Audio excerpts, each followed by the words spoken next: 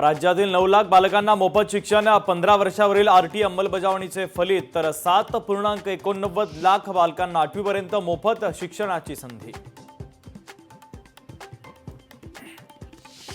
शिर्डीमध्ये 13वे अखिल भारतीय मराठी साहित्य संमेलनाचं उद्घाटन पार पडलं, तर 3 मंत्र्यांच्या उपस्थितीमध्ये पार पडलं उद्घाटन। साहित्य संमेलन आज आणि उद्या सुरू राहणार।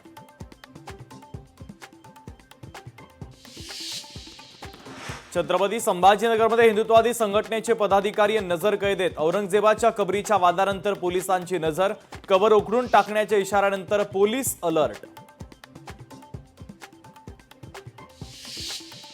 शिक्षकांच्या मागण्या पूर्ण होत नसल्यानं 100 शिक्षकांचा सामूहिक आत्मदहनाचा इशारा। सरकारकडून राज्यातील 52,000 शिक्षकांची फसवणूक होत असल्याचा शिक्षक समन्वय संघाचा आरोप।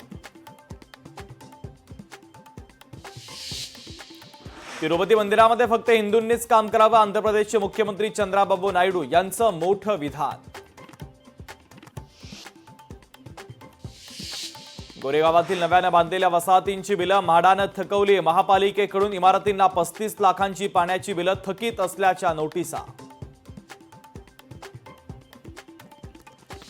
एकीकृत निवृत्ती वेतन योजना 1 एप्रिलपासून लागू होणार। 23 लाख केंद्रीय कर्मचाऱ्यांना पेन्शनसाठी नवा पर्याय।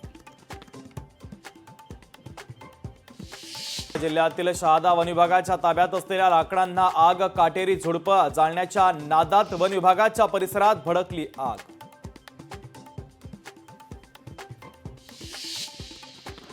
जम्मू काश्मीरमधील पूंछमध्ये मिनी बसचा अपघातात 14 जण जखमी, तर जखमींवर उपचार सुरू।